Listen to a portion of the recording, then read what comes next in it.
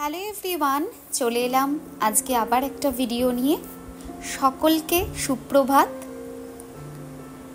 আজকে শুক্রবার 20 জুন 2025, বাংলার 5ই আষাঢ় 1432। চলো দেখে নিই আজকের পঞ্চাঙ্গ কি বলছে, তার সঙ্গে রাশিফলটাও জেনে নাও।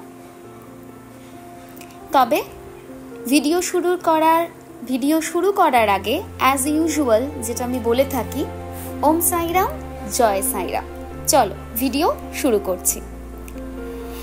আজ কৃষ্ণপক্ষের নবমী তিথি, থাকবে সূর্য উদয় থেকে সকাল 9:52 অবধি।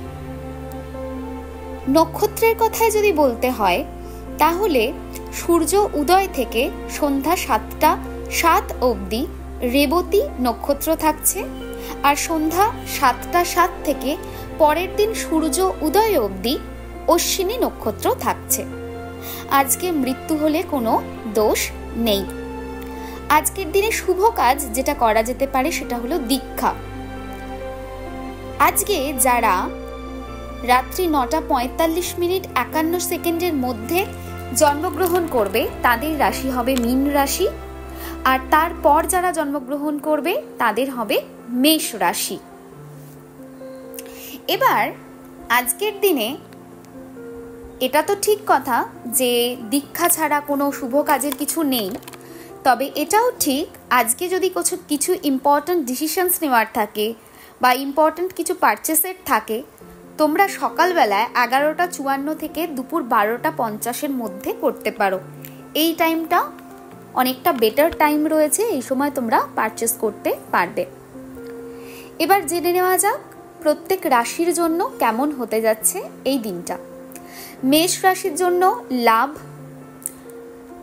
ফাইন্যান্সিয়াল গেইন, অপরচুনিটি সেটা আসতে যাচ্ছে, সেটা বোঝাচ্ছে। বৃষ রাশির মানুষদের কাছে সুযোগ আসবে, সুযোগের সদ্ব্যবহার করতে হবে। মিথুন রাশির মানুষজন একটু সমস্যায় থাকবে, একটু ট্রাবল ফেস করবে, সেটা দেখাচ্ছে, তাই লিটল বিট কেয়ারফুল। কর্কট রাশির মানুষজন তোমাদের কিন্তু চিন্তা বাড়তে যাচ্ছে, সেরকমটাই ইন্ডিকেশন দেখাচ্ছে। সিংহ রাশির মানুষজন প্রচণ্ড ঝামেলা, সংঘাত, প্রবলেমের জায়গা দেখাচ্ছে, বি কেয়ারফুল। কন্যা রাশির মানুষজন তোমাদের সাথে অনেকের কিন্তু আজকের দিনে মতের বিরোধ হতে পারে, সেরকম একটা জায়গা এসেছে, তাই কিন্তু সাবধান থাকবে। তুলা রাশির মানুষজন সুযোগের সদ্ব্যবহার করতে হবে।